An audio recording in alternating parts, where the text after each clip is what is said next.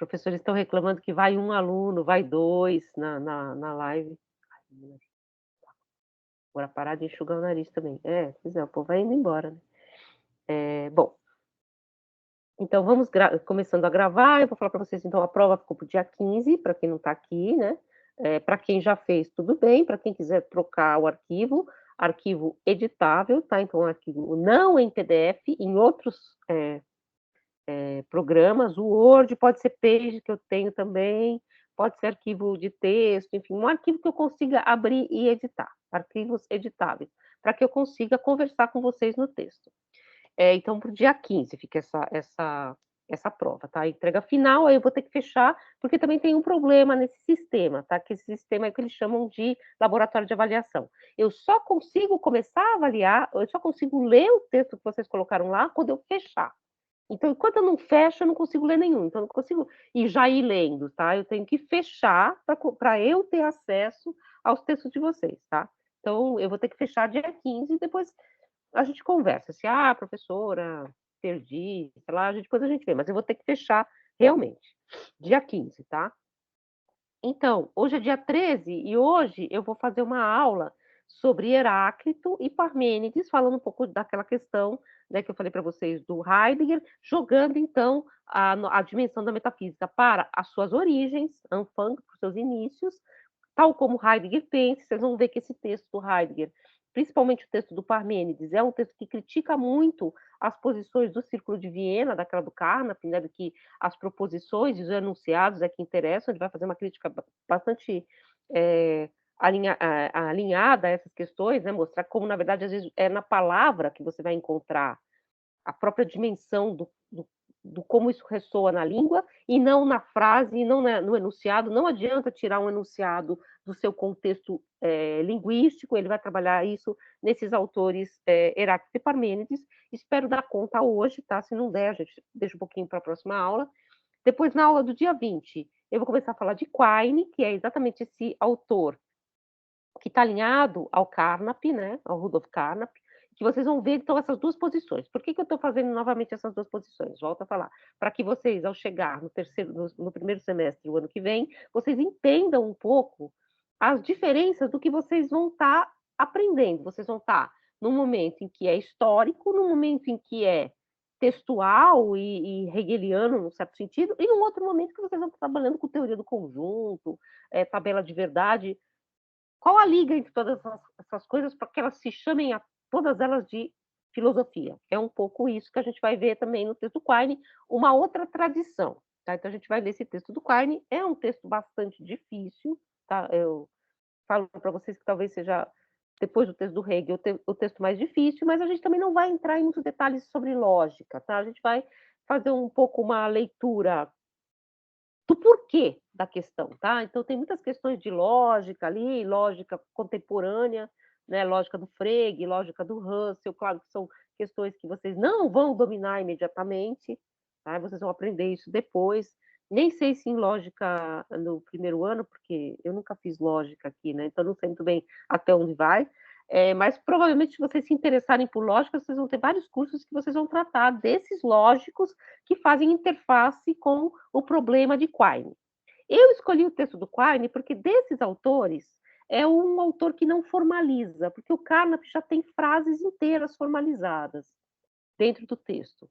E aí é aquele texto que você tem que entender a formalização, ele formaliza os argumentos. Então, assim, grosso modo, não está escrito nada, é um monte de letrinha, um monte de coisa que vocês teriam que dominar essa técnica, conhecer a formalização lógica, tal, e já criaria um obstáculo que não nos interessa aqui. Esse texto do Quine é um texto, ele não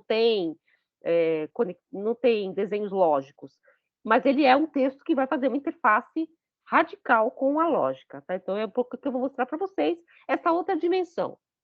Num certo sentido também, esse texto do Quine, ele faz uma pergunta parecida, entre mil aspas, com aquela do Heidegger, só que em uma outra dimensão que muda tudo. Heidegger vai perguntar pelo ser, ele vai perguntar sobre o que há, sobre as coisas às quais a linguagem pode se dirigir. Cada linguagem se dirige a um núcleo, a um grupo, um conjunto de entes, de coisas que existem. e como que as linguagens dão conta desses existentes no mundo, daquilo que há. Então, é um pouco esse texto que a gente vai ler.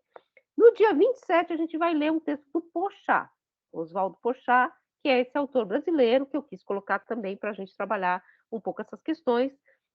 Porchat, como eu disse para vocês, já repito aqui, ele é um interlocutor de Quine, num certo sentido, porque ele organizou o volume do Quine nos Pensadores, e ele também vai fazer um pouco as contas com o método do Goldschmidt, porque ele é o tradutor do Goldschmidt. Então, a gente fecha um pouco as pontas, né? A gente viu o que a gente pode tirar de interessante do tal do método estrutural, mas o Porchat vai botar também aqui na mesa os limites desse método estrutural, que esse método estrutural não nos dá também.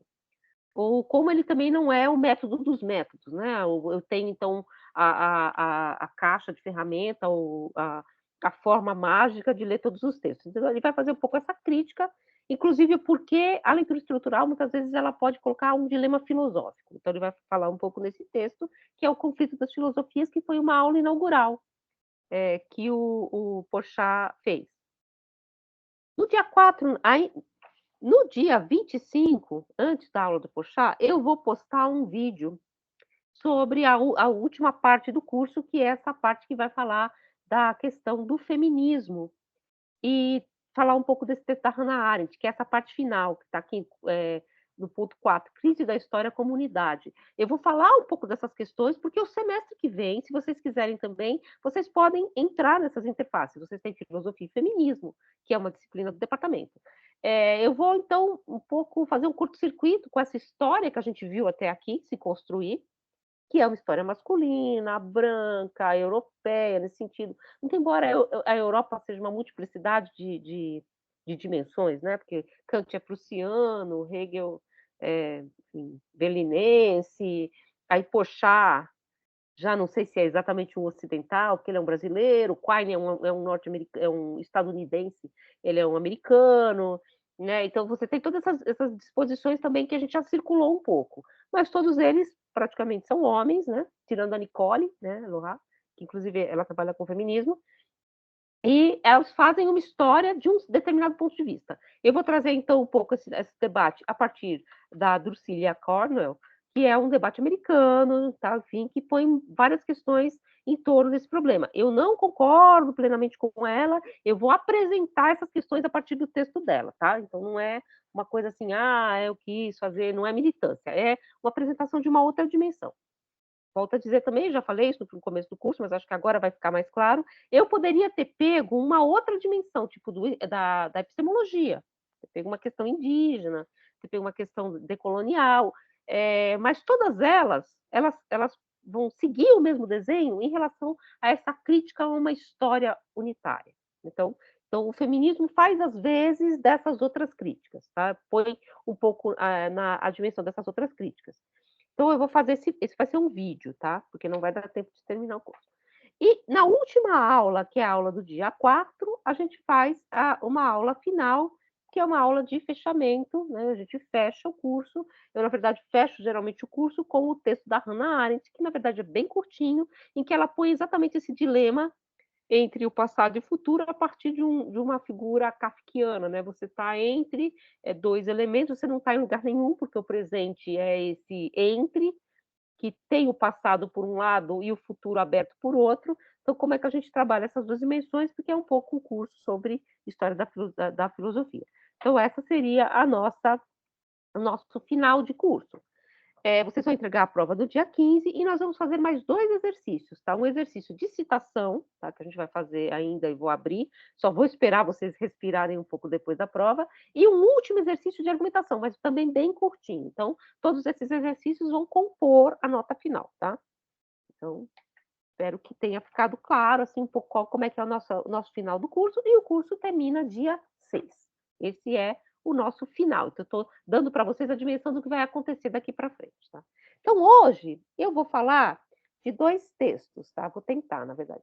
Esse texto aqui do Parmênides, né? Em a introdução a esse texto, que na verdade é um curso do Heidegger, e um pouco sobre aletheia, apesar de os 2 textos falarem sobre essa noção de aletheia, ou aletheia, se vocês preferirem, acentuação, depois eu explico, que está no volume dos pré-socráticos, vocês podem pegar em outros lugares também, está também no Ensaios e Conferências, o livro do Heidegger, mas, como eu falei para vocês, esse livro, os pré-socráticos, ele junta os fragmentos na edição, a partir da edição clássica dos pré-socráticos, tá? Que é Heráclito, Parmênides, Anaximandro, Pitágoras, Xenófanes, vários outros, Zenão de Eleia, tal, vários autores que o Heidegger não considera, porque ele considera os 3 pensadores originários, Parmênides, Heráclito e Anaximandro. Tales de Mileto, todos esses ele não considera como originários, depois ele explica por quê. Mas estão todos nos pré-socráticos e eles juntaram, como o estudo é fragmentado, e ao ser muito fragmentado é um pouco ininteligível, se juntou a esses fragmentos uma doxografia. Lembra que eu falei para vocês que era doxografia? Que é uma coletânea de comentários sobre esses fragmentos. E uma parte dessa doxografia é esse trecho Aletheia do Heidegger. Tá? Então tem doxografia, tem texto do Hegel, falando do Heráclito, do Nietzsche. É bem interessante, esse volume é muito legal, tá? Enfim, para mim, a melhor tradução, eu falo um pouco isso naquele videozinho que eu coloquei para vocês. Eu acho a tradução mais interessante porque ela é uma tradução que conserva um certo desenho do poema. Vocês vão ver que a tradução aqui, que a gente vai ver, que é a tradução do Heidegger, ela que está no Parmênides, né, no curso dele, é uma tradução que não recupera a versificação, por exemplo. É uma tradução conteudista, é uma tradução entre aspas em prosa, porque na verdade o que se faz aqui no livro, né, que é um livro do Parmênides, do Heidegger, não do Parmênides, é a tradução da tradução do Heidegger para o alemão. Né? Então a gente também vai ver isso. Eu gosto muito, na verdade, dessa versão dos pensadores, apesar de ela também ser muito criticada, porque existem várias versões desse poema do Parmênides e também dos trechos do Heráclito, tá? Vários coletâneas, inclusive uma coletânea que chama Os Pensadores Originários, que foi traduzida pelos heideggerianos, o Carneiro Leão e o Sérgio... nunca consigo falar o nome dele, vou ter que ler. O Sérgio Wroblewski, que são heideggerianos, então eles traduzem esses pensadores por uma lente heideggeriana, tá? Que está nesse livro aqui.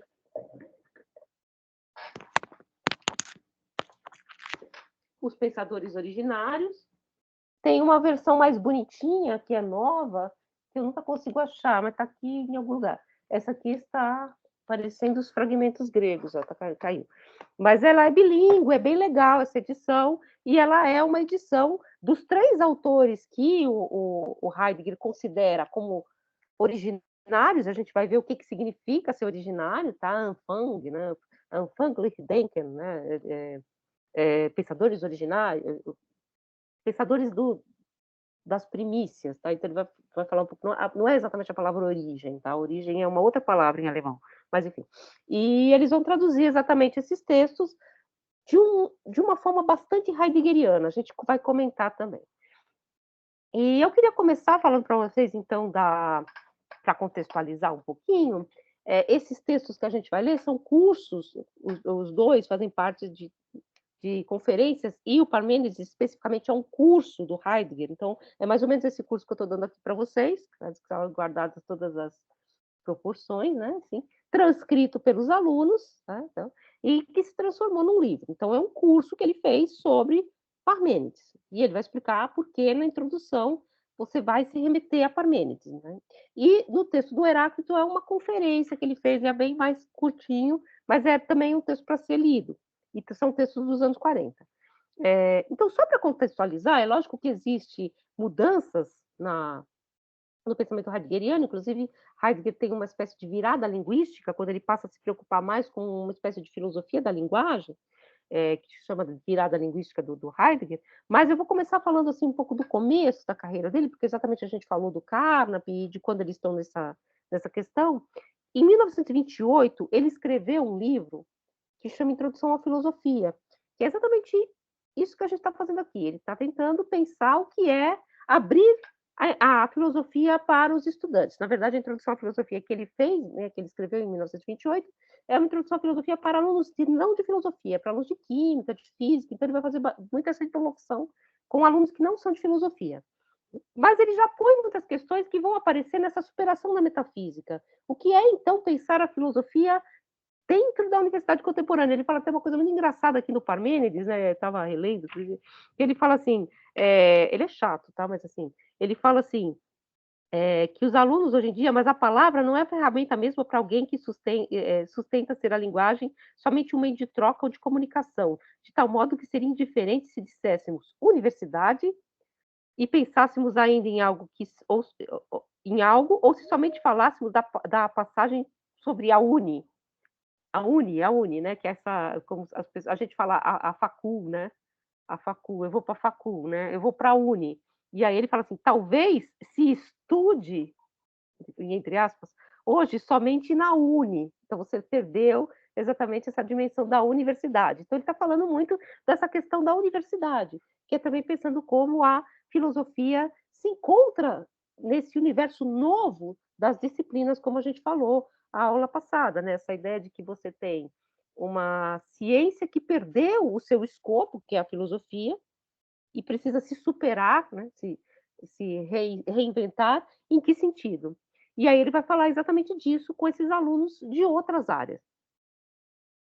Entre parênteses, um curso de introdução à filosofia no modelo do Carnap, no modelo do Círculo de Viena, muito embora vários deles não fossem exatamente professores, tal, mas alguns eram, seria um curso de método. O que é introdução à filosofia numa universidade? É introduzir os alunos de todas as outras áreas numa forma metodológica de construir a ciência, percebe?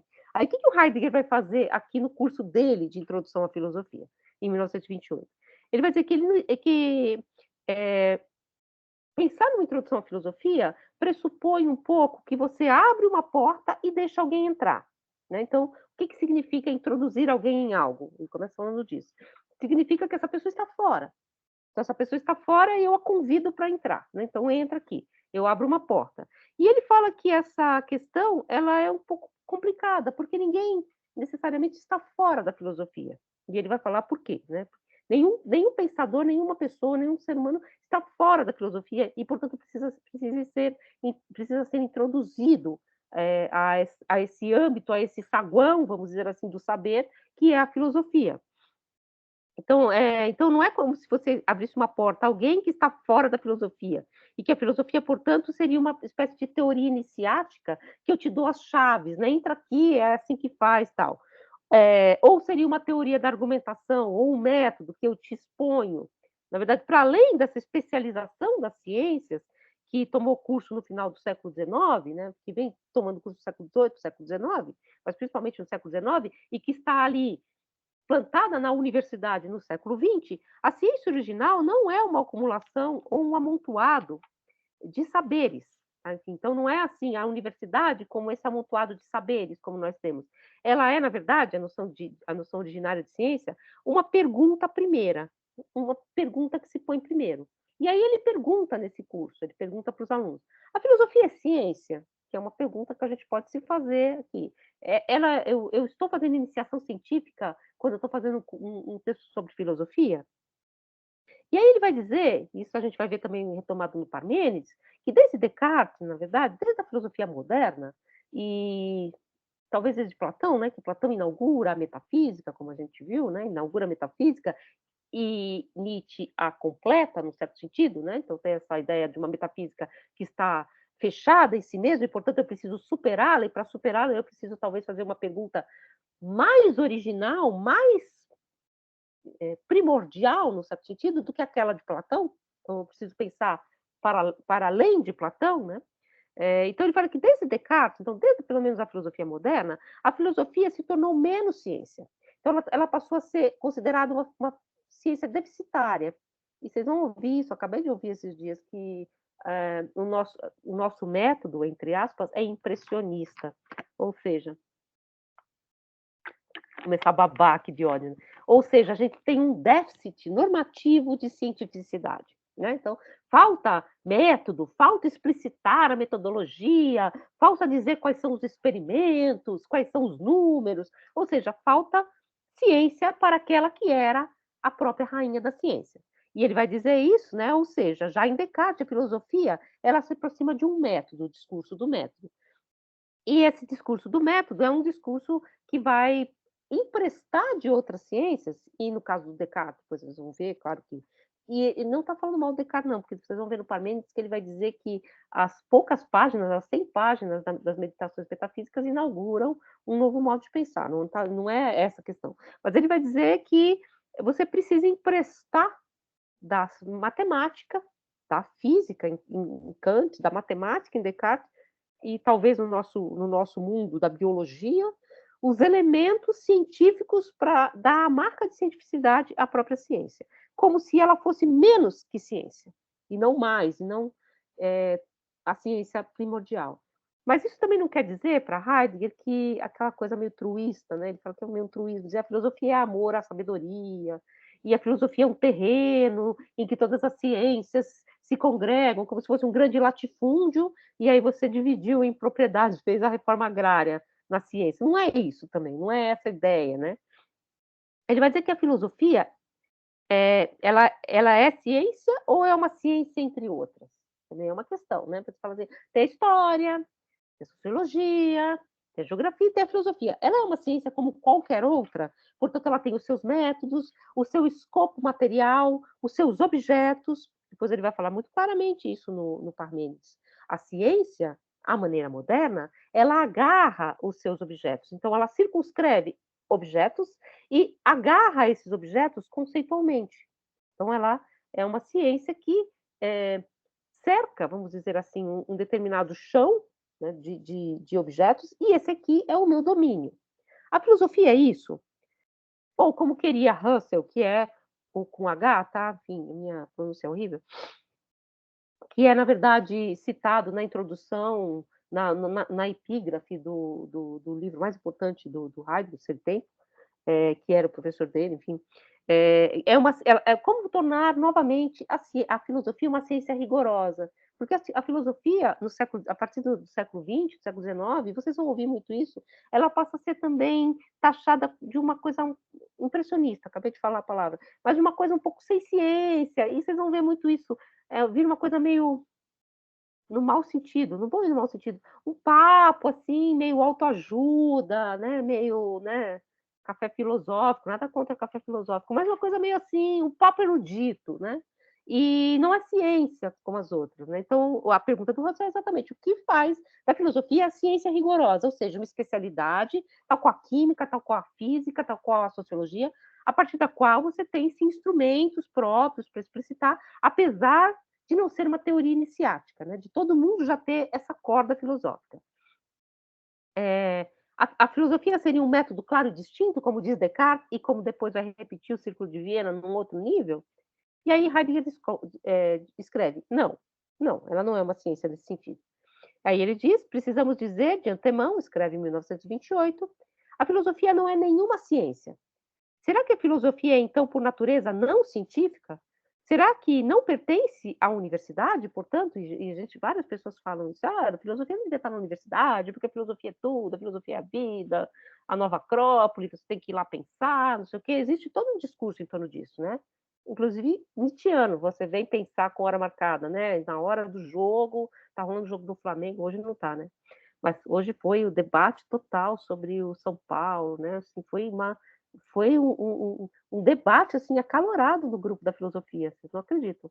Mas, enfim, tem vários debates sobre isso. Mas, enfim, estou aqui com hora marcada para a gente falar sobre filosofia, né? Então, isso não é filosofia. Existe toda uma dimensão do Schopenhauer, que o próprio Heidegger vai citar, e do Nietzsche, que pensa exatamente que a filosofia deveria ser aquilo que acontece fora dessa especialização. Então, que ela não deveria estar na universidade. E seria um contrassenso ele estar dando aula de introdução à filosofia. Será apenas que tem razão, afinal, que tem razão, aqueles que, segundo Schopenhauer e Nietzsche, tomam a filosofia universitária por um construto extremamente questionável? Será que isso seria assim? Então, e aquilo que ele está fazendo, que é a introdução à filosofia, seria uma espécie de contrassenso? E aí ele responde heideggerianamente, sim, e não, né? Sim por um lado e não por outro, né?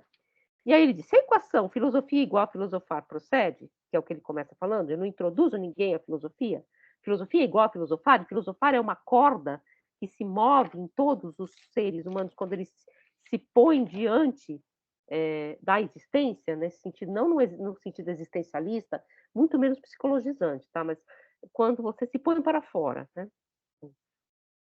Se a equação filosofia igual a filosofar procede, então isso significa que a filosofia, ele escreve, precisa ser determinada a partir de si mesma.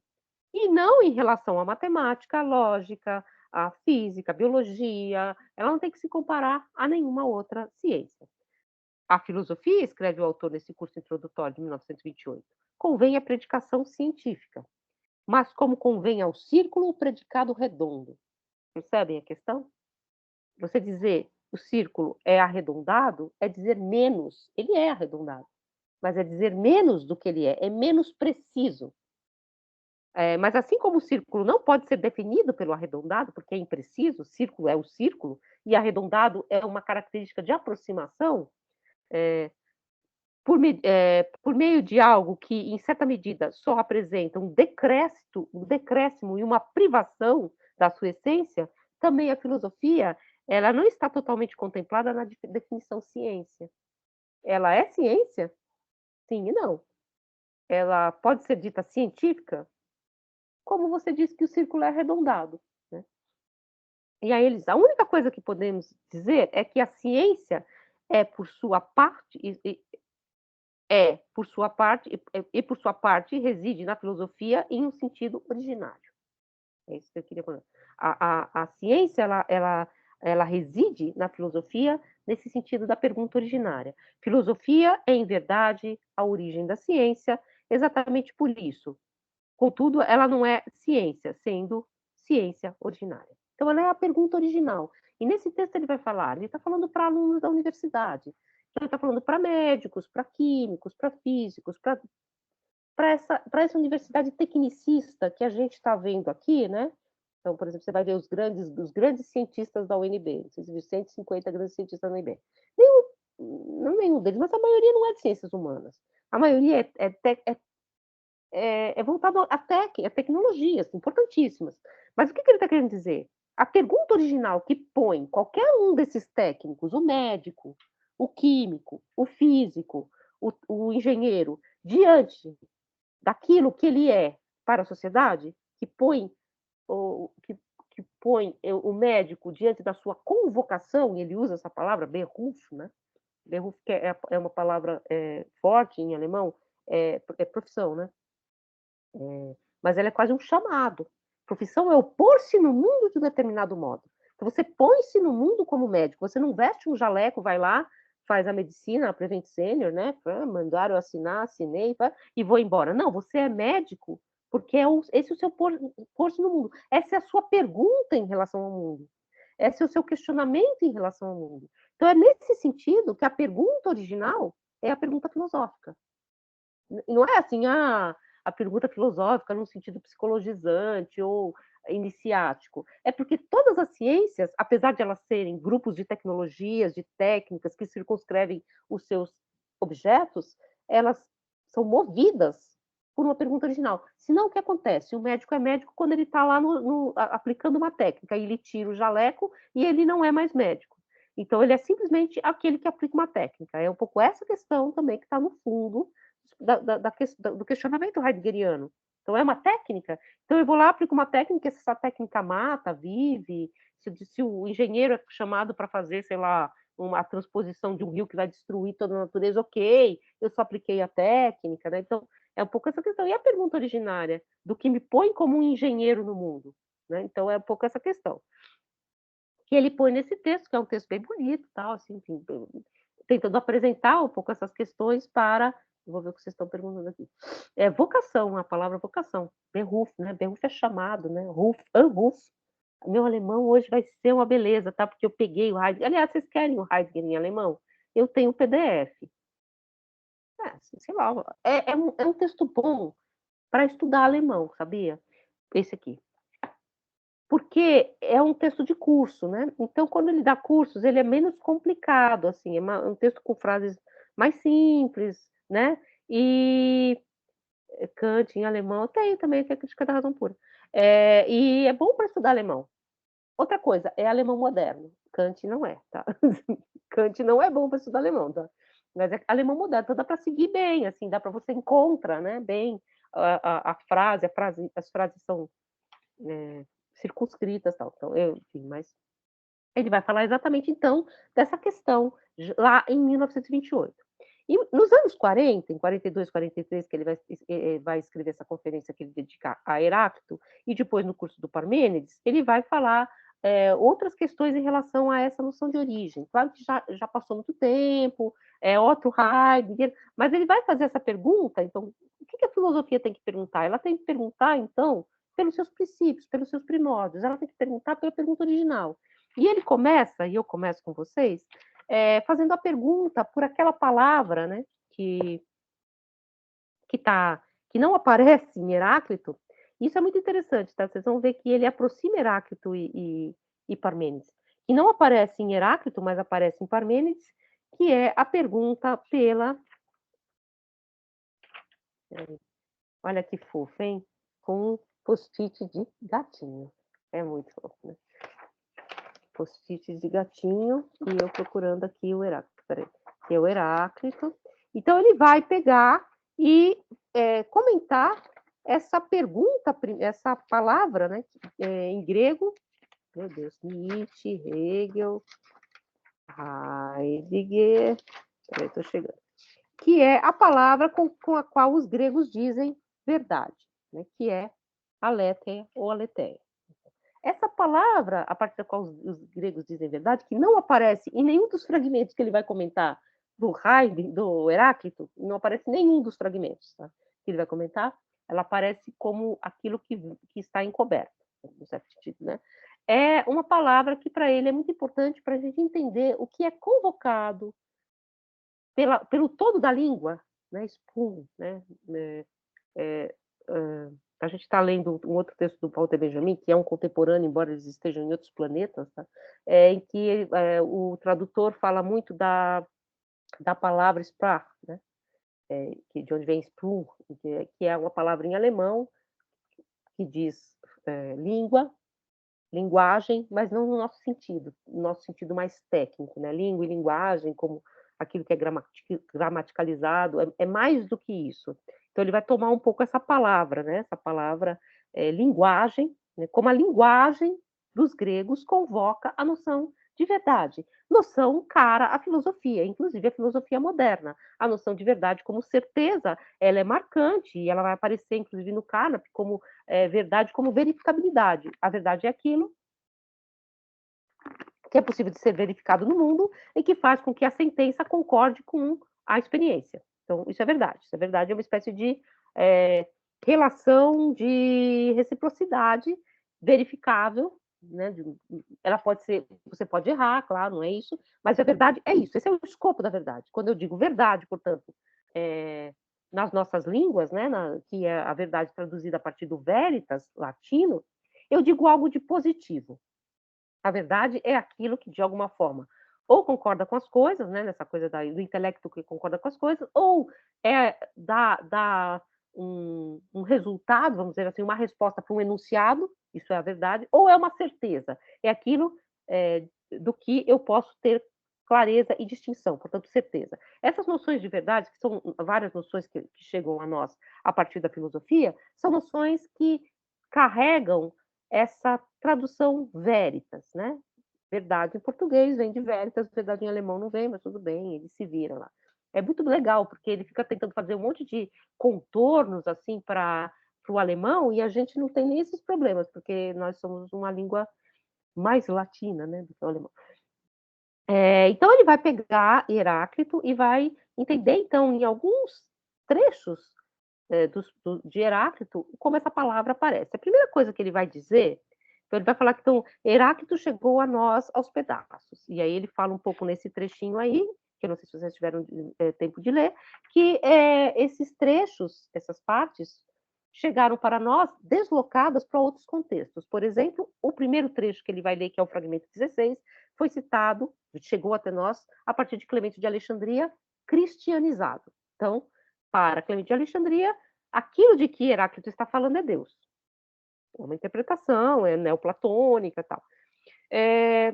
E ele diz, a gente tem que ler o trecho como ele veio, né, incrustado nesse outro texto, mas também tem que saber o que ele convocava fora desse universo neoplatônico e mesmo fora do universo platônico. Inclusive, por isso que eu falei para vocês devem ter lido na escola, tal. Não estou falando que é mentira, mas Heráclito e Parmênides são autores que são colocados pela tradição platônica como opostos, né? Um é o filósofo do ser, Parmênides, e Heráclito do vir a ser.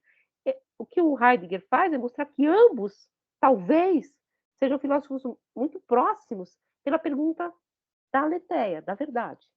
Então, perguntando por essa verdade grega. E ele vai dizer, então, que Heráclito era o to escoteinos, né? Mesmo antes de chegar aos fragmentos, já na Grécia Antiga. Ou seja, ele já era considerado o obscuro.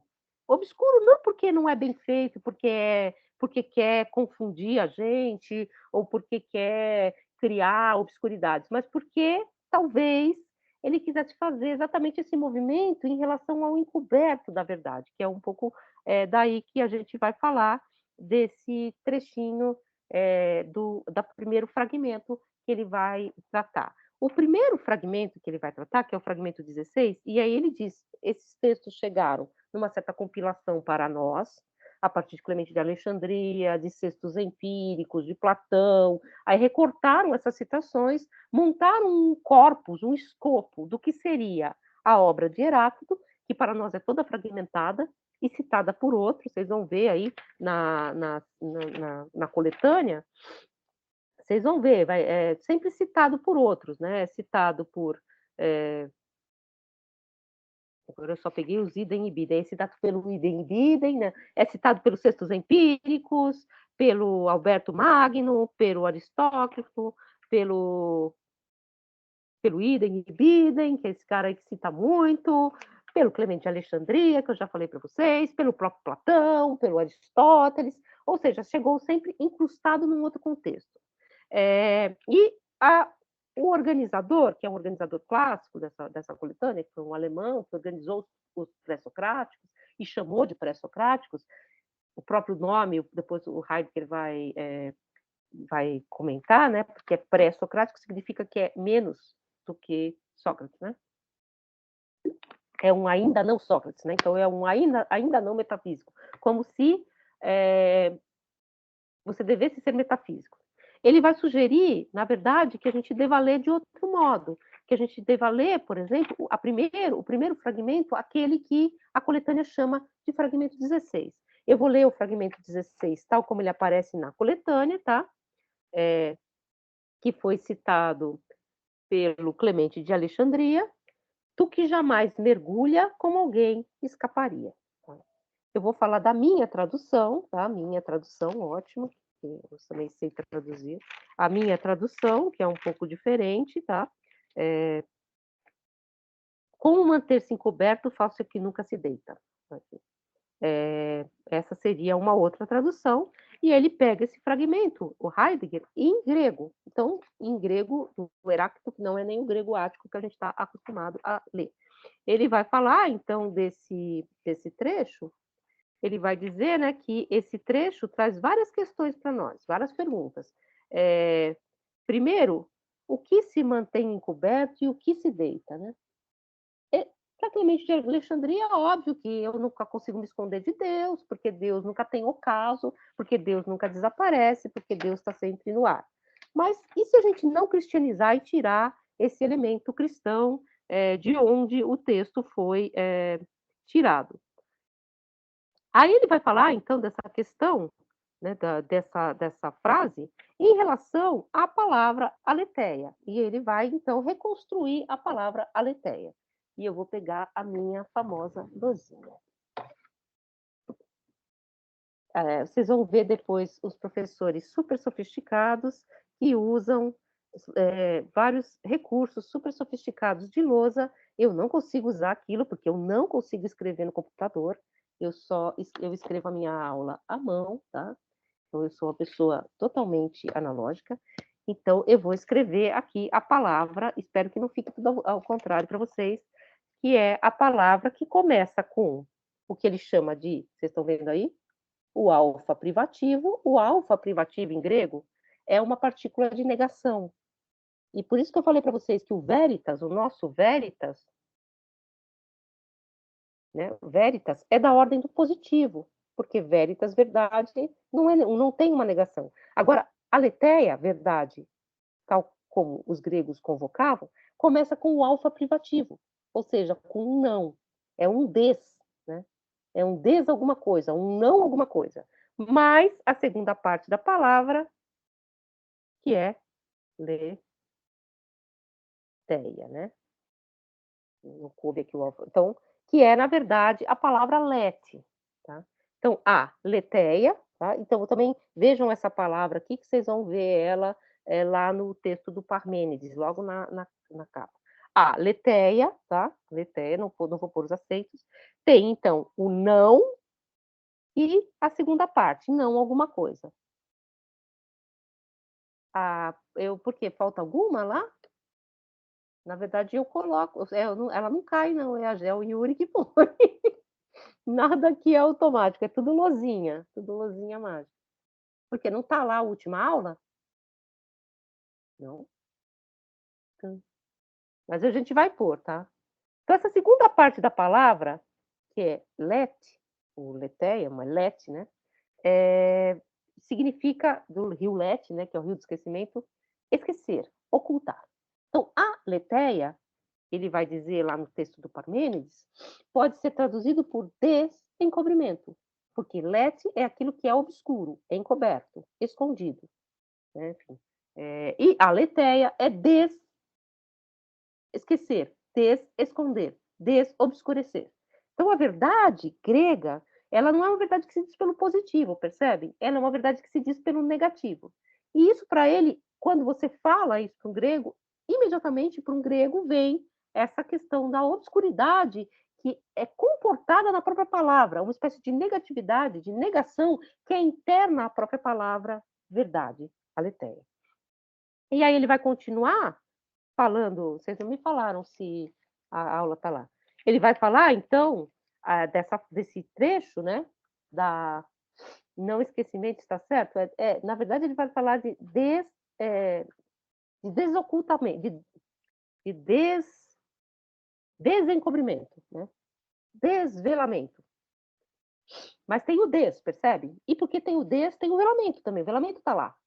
Não é uma palavra que se diz pelo positivo, é uma palavra que se diz pelo negativo. E, portanto, a negação faz parte dela. Ela é convocada no todo da língua quando você diz aletheia. E aí ele vai dizer, então, do trecho, poxa, agora eu vou ficar com vergonha de ler em grego, tá? Mas ele diz do trecho, tá? Que é o fragmento 16, e está aí transliterado, né? Então, vocês não precisam ficar, ele fala do alfa privativo, e aí ele diz, tomi de non poter pos antis latoi. Essa é a frase, como manter-se encoberto, faça o que nunca se deita. Esse encoberto, que é o medinon, ele diz que é uma palavra que, então, é mais ou menos a etimologia, Cauã, porque ela é uma etimologia heideggeriana, né? Não sei se todos como é que você que estudou com os povo do grego, o que eles acham dessa interpretação do Heidegger? Loucura, não é, Yuri? Eu já vi que Não tem sei. eu já vi, por exemplo, já vi o professor Gabriele falando assim, mas não falando mal, eu falo assim, isso aí é Heidegger, né? Eles nem tocam no assunto, né? Assim, É, como se nem tivesse no escopo, pelo menos da minha experiência. é, é. Na verdade, é uma filósofa, Heidegger é um filósofo da linguagem, inclusive isso que a gente está fazendo é filosofia da linguagem agora, né? Como Carnap é um filósofo da linguagem, entre aspas, né? Existe um altruísmo também, que toda filosofia contemporânea, de alguma forma, é uma filosofia da linguagem, né? Num certo sentido, né? Mas, enfim, aí Dinon, né, que ele está falando, Medinon, ele diz que essa palavra é a palavra que os gregos usam para dizer quando o sol, se põe, ocaso, né. Então é quando o sol ou quando o sol entra atrás de uma nuvem. Então é o esse ocultar-se, não da o que não do que não tem ocaso. E aí depois ele vai pegar essa última parte do texto, que é a palavra "natoi", que está traduzida aqui como, encobrir-se, né, ficar encoberto, né, do que não tem ocaso, como manter-se encoberto. Como se ocultar do que nunca se deita? Como se ocultar desse sol que nunca se põe? Se vocês quiserem pensar, nessa metáfora do sol, que não está aqui, tá? O trecho é aquilo que eu falei para vocês, do que não tem ocaso, como manter-se encoberto. É isso. Essa é a frase. E que foi lida por Clemente de Alexandria, o que não tem ocaso é Deus, e como se esconder da visão de Deus, blá blá blá. Só que ele está tentando exatamente pensar essa questão em relação ao grego. Então ele vai pensar o que é encoberto. Então ele já falou do alfa privativo, ele vai, que são os alexandrinos que vão dizer que é o alfa privativo. A gente usa o alfa privativo também, né? O A privativo anormal, anacrônico, esse A que vem na frente que diz não, né? Diz, é... Encobrimento para os gregos, então, não é um esconder-se subjetivo ou um esquecer-se subjetivo, tal como é o esquecer do homem contemporâneo. A gente se esquece de algo que é nosso, de algo que está na nossa mente, por exemplo. Então, é algo que a gente agarrou, guardou e, de alguma forma, não sabe onde pôs, esqueceu. Não é essa a ideia de esquecimento dos gregos. E aí ele vai procurar, nos gregos, Heidegger, uma noção de esquecimento. Ele vai para onde? Para Homero. E ele vai no momento em que Homero aparece à corte dos Feácios, Homero, Ulisses. Vocês já leram a Odisseia? Então, Ulisses vai andando, tentando voltar para Ítaca, né? Filaboia no lugar, engana o Polifemo. Ele é as peripécias de Ulisses até chegar em casa. E, no momento, ele para nessa tribo, nessa corte dos Feácios, que é recebido, né? Ninguém sabe que ele é Ulisses, e eles recebem tal o viajante, né, a hospedagem, né, o hóspede, e o Aedo, o músico, começa a cantar. E ele canta, o Aedo, o músico, ele canta a Ilíada, ele canta a história da Ilíada. E Ulisses ouve a história dele mesmo, sem estar aparentemente como Ulisses. Então ele está escondido, ele está encoberto. E ele se encobre também para chorar, para ficar triste, porque ele ficou ouvindo a história dele. Então, a palavra, o verbo que aparece aí, diz Heidegger, é o verbo derivado, é, é, próximo, vamos dizer, alatoi, que é lântano, que é esconder-se, ocultar-se. Ou ele diz chorar de forma ocultada. Mas não é esse ocultar-se do homem moderno, que é eu vou me esconder. Por exemplo, quando Ulisses chega em Ítaca, e tá todo mundo lá, não sei se vocês já leram, mas vão ler, os caras lá estão tudo carneando, né? Tá maior churrasco na casa do Ulisses, né? Porque enquanto a Penélope não escolhe o pretendente, enquanto o filho dela não pode tomar a casa, bem machista, mas enfim, os pretendentes ficam lá comendo, bebendo, zoando a casa, enquanto ela não escolhe, porque não tem dono, a casa não tem dono. E o Telêmaco saiu, né? Saiu para viajar, o Telêmaco filho. Então ele chega na casa, aquela putaria, todo mundo comendo todas as vacas dele e tal, assim, querendo comer a mulher, né? Ai, paga isso, já falei. Mas enfim, aquele monstro, e ele chega ocultado numa nuvem pela deusa. Então ele chega, todo mundo acha que ele é um velho. Porque se ele chegasse o lição lá, os caras iam já provavelmente fazer uma emboscada. Então ele chega numa ordem do ocultamento, mas não é que ele está mascarado, não é que ele está disfarçado, é como se a deusa o ocultasse. Então essa ideia do ocultamento grego, que o Heidegger vai buscar, portanto, em Homero, ou seja, para entender o que os gregos entendiam com ocultar-se, aparece então aqui para pensar esse verbo natoi. Então, esse último termo. Então, quando Heidegger pega esse fragmento 16, ele diz, então, que a gente pode pensar, num certo sentido, que perguntar o que é aquilo que não tem ocaso e o que está encoberto. Ao que se refere esse trecho. E aí ele chama um outro trecho, né? Ele chama o fragmento 123, que ele diria que seria o que vem em seguida. O fragmento 123 é a physis cryptestai filei. Então, a physis, a natureza, aquilo que é, aquilo que existe, ou se vocês quiserem, na tradução heideggeriana do Carneiro Leão e do Sérgio, que eu não vou conseguir falar de novo, o poema do Parmênides se chama Peri Physeos, ou seja, acerca da natureza, e a tradução heideggeriana é acerca da nascividade. Eu não gosto, mas tudo bem. Enfim, é meu... Por que nascividade? Porque physis é aquilo que surge, é aquilo que é. Physis, no sentido grego, é uma outra questão, não é aquilo que para nós é a natureza. A natureza é a tradução latina. A natureza é aquilo que está separado do homem. Né? A natureza é aquilo que não é o homem. Então, essa physis, para o grego, é a surgência, é aquilo que vem a ser, é a nascividade, é aquilo que não tem ocaso, percebe? É aquilo de que não adianta esconder-se. Mas ela é também aquilo que ama, criptestai filei. Não? Filei é o verbo amar, ou aproximar-se, ou ter amizade, né? ter parte com o ocultamento, criptestai, né? Se esconder. Então, a physis ama esconder-se. Ou na tradução do Carneiro Leão e do Sérgio, vou ler como que a physis ama esconder-se. Essa é a tradução mais comum, tá? Que eu acho bonita, tá? Eu fico tentando fazer as minhas traduções de Heráclito, todo mundo faz isso na vida, né? Fica tentando fazer umas traduções de Heráclito, né? Então, assim, essa aqui do ocaso fui eu que fiz, tal. Mas aí a tradução do Sérgio do Carneiro Leão, vou ler para vocês. Surgimento já tende ao encobrimento. Esse já tende é o filei. Tá? Filei é aquilo que tem, porque o nosso amar, na verdade, é aquilo que aproxima, né? Então, filosofia, o próprio Heidegger vai falar é um tender à sabedoria, né? Mais do que esse amar no nosso sentido. Então, o surgimento, a surgência, a nascividade, tende a encobrir-se. Ou seja, o que nunca tem ocaso é aquilo que também ama esconder-se. A physis, ou a surgência do ser. Então, esse fragmento 16, Heidegger entende, portanto, em relação a essa physis. E em relação à aletheia, porque a aletheia é exatamente esse movimento do vir a ser, da surgência, que também carrega o velamento, o ocultamento. E aí ele vai para o último fragmento que ele comenta. Ele comenta esses 3 fragmentos.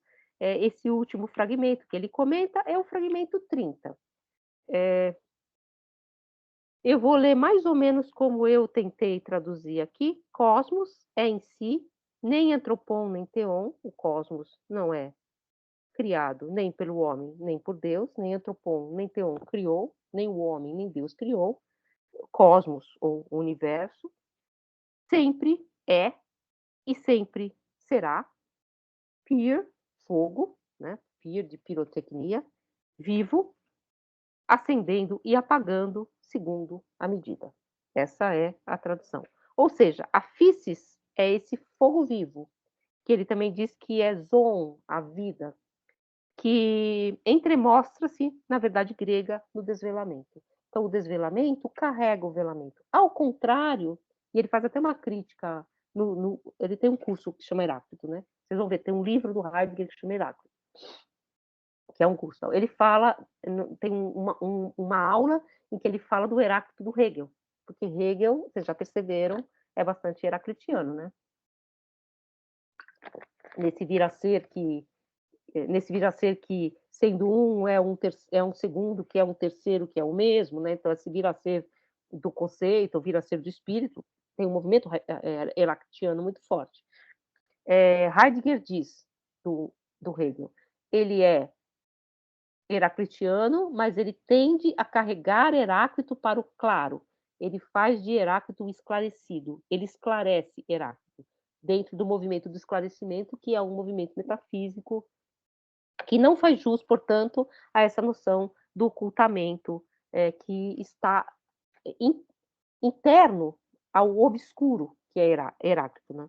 Então, não se trata de uma questão de tradução, ele vai dizer, não é a tradução que é ruim, que é uma tradução melhor. Ele diz, inclusive, no Parmênides, uma espécie de tradutibilidade interna à própria língua, interna ao próprio alemão. Isso é bem interessante. Ele diz, no próprio alemão, que é um pouco essa questão da sinonímia, né, você precisa perceber como as palavras são convocadas, né, que ele vai, dizer isso. Não é uma questão de tradução, essa tradução é melhor do que a outra, desvelamento é melhor do que descobrimento. Ele diz que descobrimento não é uma palavra boa, porque o que descobre tira. Desvelamento mantém o des e o velado, o desencoberto, que é o que ele também traduz, né, que é a tradução da tradução, né, que é a tradução da palavra que ele usa em alemão para dizer desencoberto. Então, não se trata de uma questão de tradução ou de um enunciado atomizado que é arrancado do todo da língua para concordar ou não, afirmar ou não algo no mundo, como pede, por exemplo, a teoria do Carnap, né? Mas da relação da língua com o ser, com a physis, com aquilo que vem a ser, com aquilo que é e sempre será, com o fogo vivo apagando e acendendo segundo a medida, né? Esse fogo, que também é outra figura que aparece, né? Trata-se, então, da pergunta inaugural, da pergunta original. É a pergunta exatamente por esse movimento de desvelamento. Voltando um pouco a 1928, é a pergunta do médico quando ele se põe como médico no mundo. Assim. Não é uma, volto a dizer, não é uma pergunta humanista, me ponho no mundo porque eu quero cuidar das pessoas. Não, não, é uma pergunta originária, é a pergunta que moveu o homem em direção a toda a ciência, né? A todo esse conhecimento, que é essa pergunta pelo fogo que apaga e acende, né? Dizer assim. Não se trata, portanto, do pacote semântico ao qual remete a palavra, quando Carnap cobra dos textos de Heidegger exatamente isso. Carnap diz: o que o pacote semântico, o que eu colocar dentro do pacote semântico é o que a palavra significa.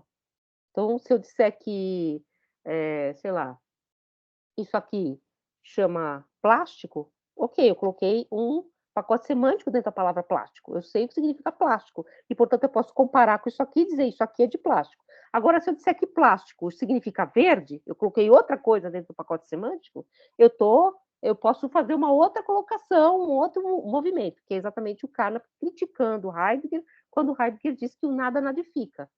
Ah, o que você colocou dentro do pacote nada?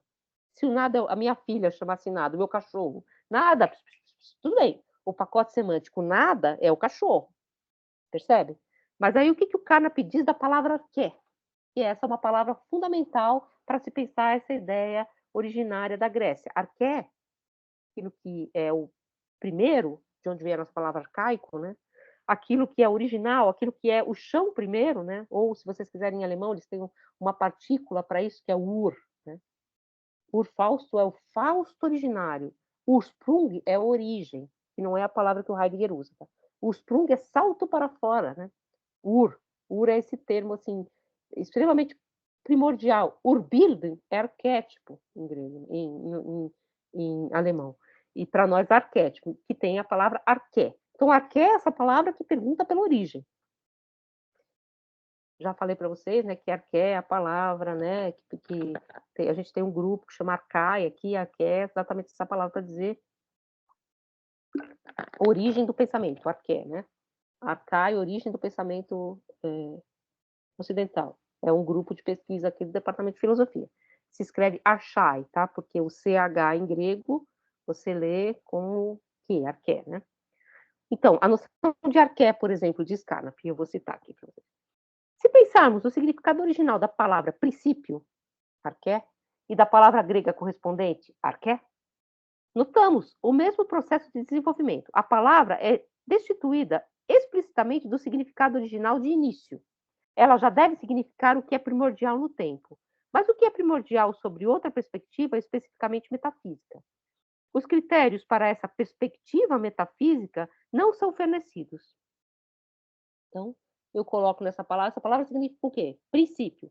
Aí, se você jogar um monte de coisa metafísica nesse pacote, é claro que essa palavra possa significar o que você quiser. Claro que ele está fazendo uma crítica, exatamente a mesma questão da aletheia. Eu pego uma palavra grega, jogo nessa palavra um conteúdo que eu não consigo verificar, né, que é um conteúdo, portanto, metafísico, no mau sentido, e essa palavra é, portanto, destituída de significado. A palavra é destituída de um significado e não recebe outra. Ela permanece, portanto, diz Carnap, uma concha oca. Não estou dizendo nada, fala aí, fala aí. Isso está na superação da metafísica pela análise lógica. Então, a superação da metafísica pela análise lógica é o contrário exatamente do que o Heidegger está fazendo aqui em relação ao Heráclito. Mas aí vamos lá para o Parmênides, né? Vocês têm alguma questão do Heráclito? Nem sei se vocês ainda conseguem ler o texto comigo, né? Porque a gente sei que vocês ficaram aí dedicados à prova, né? Enfim, então também essa dedicação à prova fez com que ninguém tivesse muito tempo de ficar lendo Parmênides, né? Mas o poema de Parmênides é muito bonito, tá? Ele diz um pouco assim, eu vou ler para vocês. Tá também no videozinho que eu passei para vocês. Parmênides e Heráclito são, portanto, contemporâneos, né? São próximos no tempo. Essa aqui é a doxografia do Parmênides.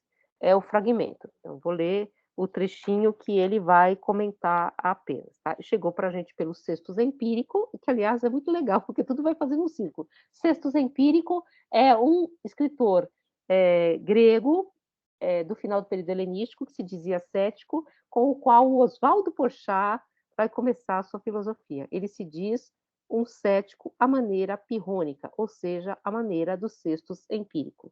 Empírico, a palavra empíricos, quer dizer alguém que trabalha com empiria. Um médico, por exemplo, é um empíricos, não Sextus Empíricos. E aí vou ler só uns trechinhos aqui. As éguas que me levam onde o coração pedisse conduziram-me, pois, à via multifalante e me impeliram da deusa, que por todas as cidades leva o homem que sabe, por esta eu era levado, por estas muito sagazes que levaram as éguas, o carro puxando, e as moças a viagem dirigiam. Então, as daimones, as divindades, levam o carro, puxam o carro. Vocês vão ler depois no poema. O carro tem toda a descrição das rodas. A palavra origem, originário, deixa eu ver. A palavra origem, originário, no grego é vinculada à metafísica na Grécia, já que naquela época não existia a palavra metafísica. Sim, arqué, né? Arqué é uma palavra que aparece quando você vai falar da divisão dos poderes dos deuses, né? A arqué primeira. Então, a arqué é a primeira partilha do sensível, se vocês quiserem pegar um termo do Rancière. Sim, ela quer dizer aquilo que é originário, no sentido daquilo que é o chão primeiro. Né? A arqué dos deuses, então eu vou dividir. E aquilo que a Nicole falou para vocês, né, para nós, né, naquele texto que a gente leu. Mona arqué. A arqué, o poder, mas muito mais do que o poder no nosso sentido, que é o poder no sentido político, né, assim, de só dominar tal, mas monoarqué é a relação do todo com uma pessoa, com o rei. Oligarqué é a relação desse todo, desse poder com uma oligarquia, um conjunto, né? Enfim, então a metafísica em Heidegger é estudada em essência dentro da linguagem, sim, e dentro dessa linguagem que volta às perguntas originárias da Grécia. E aí, só lendo mais um trechinho aqui de um poema, e aí vocês vão ler depois do poema, logo no começo, esse poema ele é muito, principalmente aqui na tradução do José Cavalcante de Souza, ele é muito matérico. Ele descreve o carro, as rodas giram, você ouve o eixo, você ouve as sirenes, você ouve o barulho da roda girando, até que ele chega, que é o trecho que o Heidegger vai pegar primeiro, ele chega à porta, à soleira, e vocês vão ler isso muito no Homero, quando vocês forem ler a Odisseia, a soleira da porta da casa é a abertura ao domínio, ao domus, que é uma palavra latina, enfim, mas a esse espaço, ao oikos, né? Ao espaço que é muito mais do que a casa. Né? Por isso que eu falei para vocês também, quando o Ulisses chega e a casa não tem dono, o oikos, né? a casa está sem dono, tá todo mundo lá, comendo os boi dele, tomando vinho, zoando a casa dele.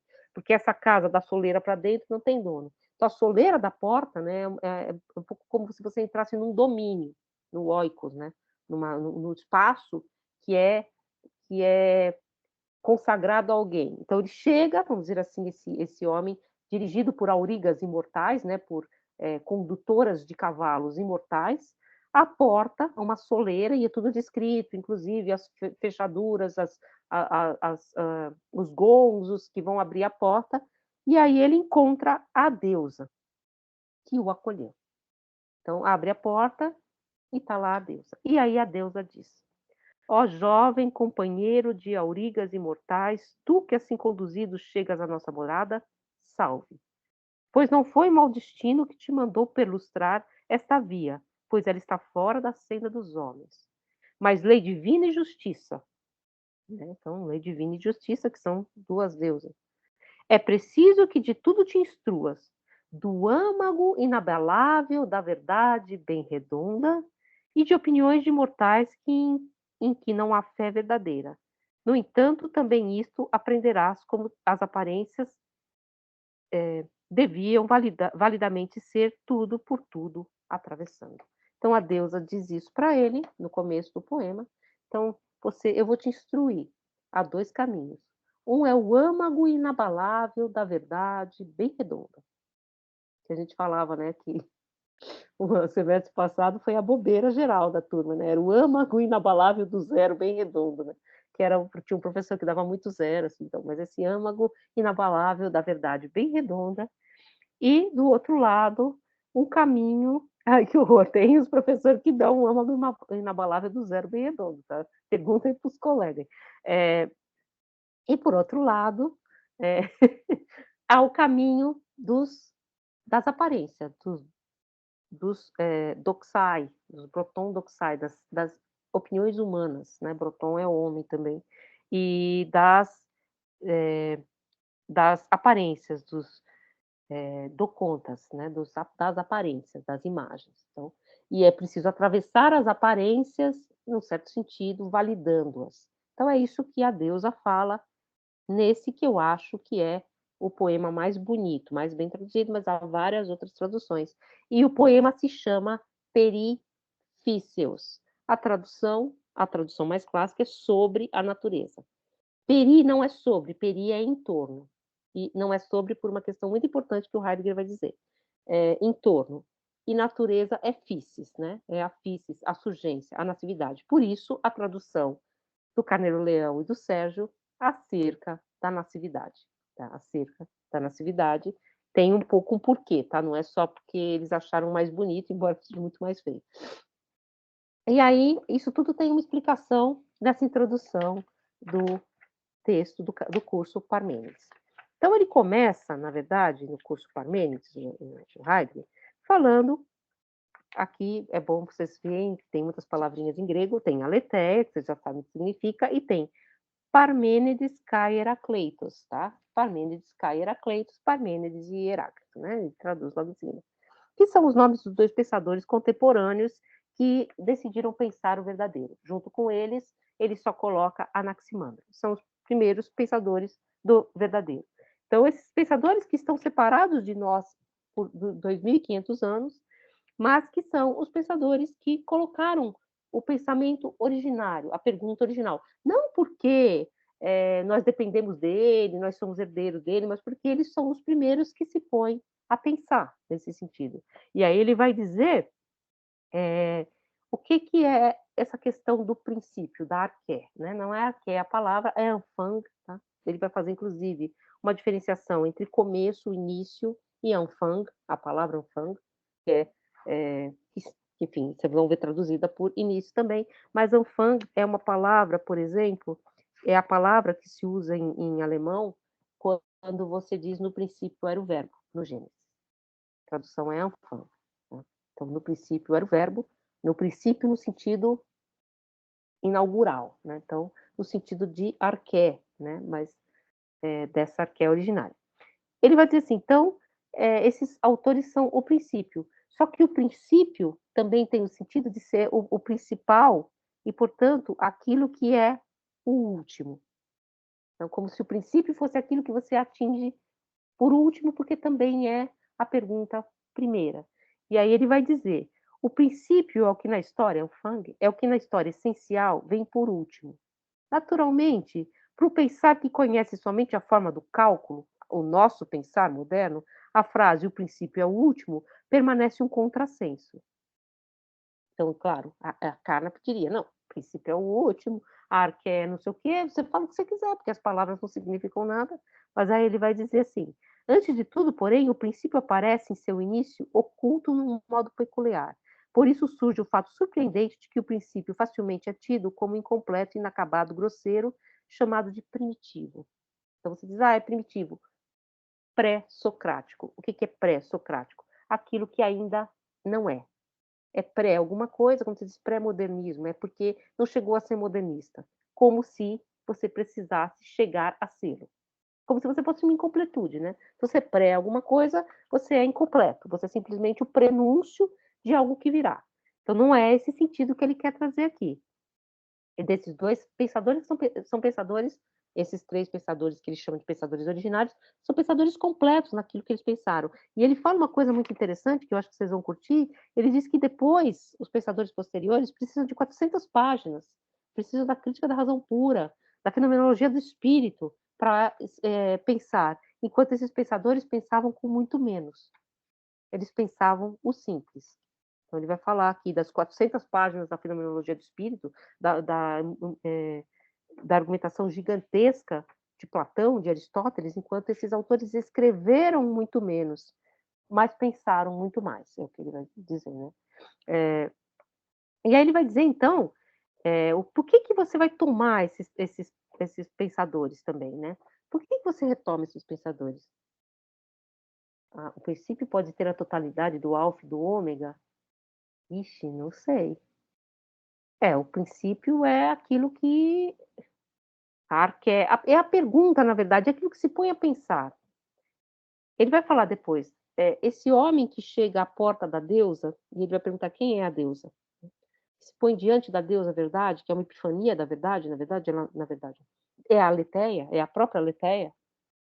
Então, esse pôr-se diante da contemplação, o retrair-se no ser, que ele vai dizer, né, pôr-se diante do ser, retrair-se nesse ser para percebê-lo na sua surgência primordial. Ou seja, para ele, para Heidegger, esses foram os primeiros pensadores que se puseram diante desse pensar, percebe? Que não é um pensar subjetivo, ele vai falar disso depois, não é um pensar que o próprio pensador constrói as suas hipóteses, não, é o contrário, é um retrair-se diante da physis, que se abre para o pensar. Ele continua mais aqui para frente, a intenção de refletir ainda hoje a partir do pensar de Parmênides e Heráclito permanece ainda cercada de múltiplas dúvidas e objeções. Vou perguntar: "Mas por que você quer isso? É por historiografia? É por erudição? Para que você faz isso?". Vai falar também essa questão do poema de Parmênides, ele foi tido por um poema doutrinário. Ele é um poema doutrinário, porque ele é um poema que carrega uma doutrina. Então, são as questões que ele traz, que são da tradição, né. Então você estuda para quê esses autores? E esse poema é um poema doutrinário. Aí ele fala: "Talvez não se trate nem de um poema no sentido de poesia, nem de uma doutrina.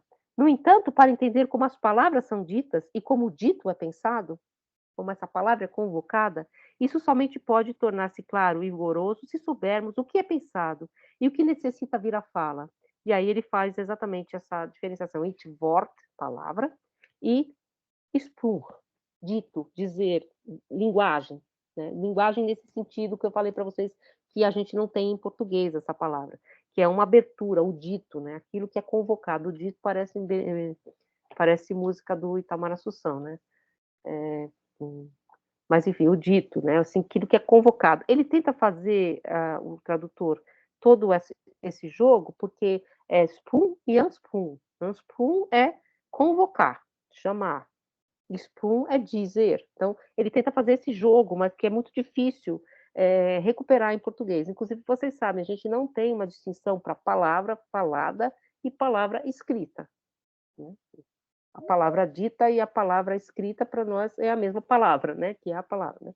Então essas coisas também são próprias à língua, né, ao interno da língua.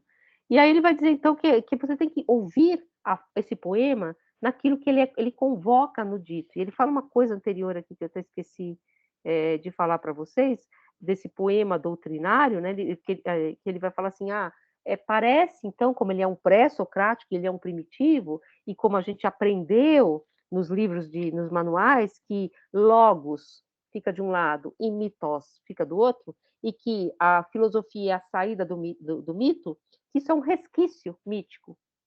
Está também em Platão, se fosse escolher, né. Então seria um resquício a um ainda não, essa ideia da deusa que fala, dessa figura mitológica que ele recupera, é um resquício mítico que nenhum pensador sério levaria em conta. Esse é o modo de pensar moderno, né? O modo de pensar moderno é exatamente de que houve, então, uma ruptura com essa noção mítica e que aqui você é um ainda não filosófico. Então, tem os restos aqui de questões míticas. E ele vai dizer, então, o que é pensar? Né? Então, se ele diz que é o que se põe a pensar, pensar é atenção ao essencial. É aquilo que ele falou assim. O que é pensar? Você pode saber muitas técnicas médicas, mas pensar-se como médico, né, naquela analogia, é a atenção ao essencial. A atenção àquilo que é primeiro, aquilo que é primordial, não nesse sentido do primitivo. Então, a atenção essencial, diz, reside o saber essencial. O que usualmente chama-se de saber é estar informado acerca de uma coisa, de uma certa coisa, e suas relações. Graças a esse conhecimento, dominamos as coisas, que é o nosso saber moderno. Nosso saber moderno é um saber que agarra as coisas, que domina as coisas, que transforma as coisas em conceitos. Um tal saber se apodera doente, se apodera das coisas, doente, das coisas, doente do ser, domina e, com isso, vai sempre para além do ente, ultrapassando constantemente. O caráter do saber essencial é inteiramente diferente. Ele não domina, ele não agarra, ele não subsume sobre conceitos, ele não torna uma ideia para mim, ele não torna um dado factual para ser contrastado a uma frase lógica. Professora, se ele retoma a metafísica dentro da etimologia grega, que é diferente do latim, como a senhora disse que a diferença da palavra verdade para o grego e para o latim, se ele fosse estudado dentro da etimologia latina, o sentido não seria diferente, já que a cai no grego se dá pelo negativo e veritas da ordem do positivo no latim. Então, a arcai não, a aletheia, né? Então, ele vai falar aqui, tá aí, concordemos ou não, tá? Que aqui na segunda parte que ele vai falar que o latim é uma língua de dominação. Ela é uma língua que circunscreve, diferente da língua grega, que é uma língua que não é exatamente dessa ordem do domínio, que é exatamente o que ele está falando aqui. Esse saber essencial, esse saber desses pensadores, ele não quer agarrar o objeto, conhecer esse objeto, transformar esse objeto num conceito, transformar esse objeto num conceito para mim, transformar esse objeto numa palavra, transformar esse objeto num pacote semântico, que é o termo do Carnap, e depois construir uma teoria. Não é isso. Isso é o nosso saber do cálculo. Esse é o saber moderno. O saber essencial, ele perguntava por esse movimento, ele não retém esse movimento. Ele diz que ele é um retrair-se diante do ser. É um colocar-se diante do ser. É um colocar-se diante dessa physis que ama esconder-se, mas para a qual também não há como se esconder, né? Não tem ocaso. E aí ele continua, o caráter do saber essencial é inteiramente diferente. Por exemplo, só para tomar um caso, entre outros, cada ciência, é um conhecimento de dominação, um sobrepujar e um ultrapassar. Cada ciência tem os seus objetos. Ela domina os seus objetos, ela circunscreve os seus objetos, por exemplo, a um método, por exemplo. A sociologia, ela tem como objetos a sociedade, o homem. A psicologia, a alma. A medicina, o corpo. Então, ela circunscreve os seus objetos, ela domina os seus objetos e ela ultrapassa os seus objetos. Ela vai além desses objetos. Ela passa por cima do ente. Isso se realiza no modo da objetivação. É objetiva, transforma em conceito. Em contrapartida, o saber essencial, essa atenção essencial, é um retroceder diante do ser. É uma atenção diante do ser. Eu não domino, é por isso que a ciência, a filosofia é ciência como um círculo redondo. Porque a filosofia, ela não circunscreve os seus objetos, não domina-os e não ultrapassam. Ela é essa atenção primeira. E aí ele continua. Em contraposição à atenção marcada pelo pensamento, permanece uma atenção para uma exigência que não provém de fatos isolados, de eventos da realidade, nem atinge o homem nas razões periféricas de suas ocupações cotidianas. E ela também não pode ser objeto de proposições, de enunciados.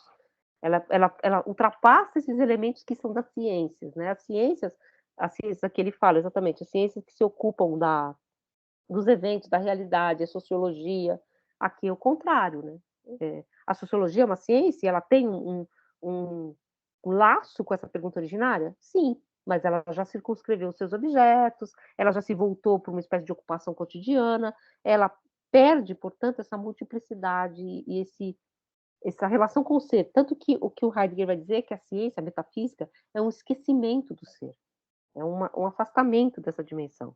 E aí ele vai trazer os verbos, aqueles que eu li para vocês, na tradução dele, tá? A tradução do José Cavalcante é bem mais bonita. E a deusa me acolheu com simpatia, ela tomou minha mão direita na sua, então ela falou a palavra e se dirigiu para mim nesse modo. Homem, companheiro de imortais condutoras de carro, que te conduzem com os cavalos alcançando nossa morada. A bênção é contigo. Pois são um destino ruim, não um destino ruim te enviou a trilhares esse caminho, a Moira, né? Que é o destino ruim. Quem lia bastante X-Men conhece essas coisas. Pois, em verdade, ela está para além dos homens, fora de sua senda, que é muito batida. Mas sim, tanto estatuto como também ordem. Mas é necessário que experimente tudo. Tanto o coração intrépido do desenvolvimento bem abrangente, esse é o âmago inabalável da verdade bem redonda, tá? É mais bonito, né? Como também o aparecer na sua aparência para os mortais, onde não mora confiança no descoberto. Porém, também isso haverás de aprender e conhecer como que aparece e que, na necessidade, permanece usado de modo a ser adequado ao aparecer, na medida em que traduz através de tudo e, portanto, deste modo, tudo consuma. É muito mais bonito lá no outro, né? Do âmago inabalável da verdade bem redonda e das opiniões mortais e das aparências que precisam, ainda assim, ser ultrapassadas para que elas apareçam e se tornem algo. Então ele faz essa leitura e aí ele vai fazer a pergunta central: quem é a deusa? Não vale falar que é a música da Rosana, né? Mas quem é a deusa? Quem é a deusa? Antecipamos a resposta sobre que está no poema doutrinário. Ela não é a deusa da verdade. E vocês se lembram um pouco daquilo que o Nietzsche fala, né? O homem moderno, ele não tem cultura, ele tem um saber sobre a cultura. Ele sabe sobre as coisas, ele não vai às coisas. Então, ele tem um saber sobre as coisas. É por isso que não se traduz, heideggerianamente, sobre a natureza. Porque sobre faz parte desse saber de dominação. Eu sei algo sobre algo, isso também faz parte de um movimento platônico que está no texto do sofista. Eu sei algo sobre algo. Logos tinós peritinós. Eu falo algo sobre algo, né? Então, esse sobre, né? Esse voltar-se sobre algo já está dentro de uma técnica linguística metafísica. Então, não é sobre, é acerca, né? Peri tem a ver com isso, né? Que é perímetro, né? Então, não se usa o sobre. E ele vai falar exatamente, é uma deusa da verdade? Se ela é uma deusa da verdade, ela é como Ártemis, que é a deusa da caça. Portanto, ela cuida da caça, ela cuida dos animais, ela cuida da natureza. Ela é a deusa sobre para a qual o domínio da natureza está dado. Então, ela cuida desse domínio, mas ela não se aproxima desse domínio, ela não é esse domínio, há uma espécie de cisão. Inclusive, depois ele vai falar dessa nossa ciência, que é uma ciência moderna, que é a mitologia. Mitologia é uma lógica do mito. Então, você vai circunscrever os mitos aos seus domínios, à sua arqué, né? Então, a arqué de Ártemis, ou seja, aquilo que Ártemis ou Diana domina, é a caça, é os animais da floresta. Aquilo que Apolo, que é o irmão dela, domina, é a peste, né? É a peste, é o louro, né? Então, ele domina, né? Ele também cura, ele é o curador, né? Mas esses são os domínios de Apolo. Os domínios de Deméter são os domínios da fauna, né?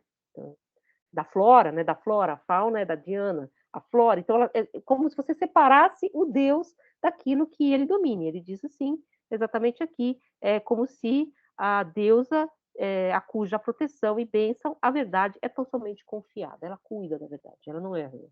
Só que ele diz que não é isso. O que se experimenta aqui é que essa deusa é a Aletheia. Ela é a verdade. Ela é a deusa do desvelamento. Né? Ele diz assim, Parmênides chama a deusa verdade. Então, é a própria verdade que aqui é experimentada como deusa. Isso pode nos parecer estranho, Pois, por um lado, achamos simplesmente estranho que um pensador coloque seu pensar em relação com a palavra de um ente divino. Então, aquilo que eu falei para vocês, a gente separou logos e mitos, né? Logos é razão e mito é uma outra coisa. Quando vocês forem fazer mito e filosofia, vocês vão ver isso, né? Provavelmente, que a semestre que vem tem essa disciplina.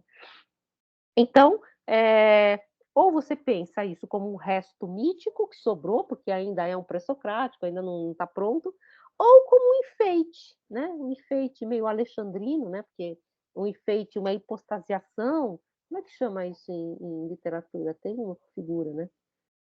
É alegoria, né? Uma alegoria da verdade, né? Seria uma alegoria.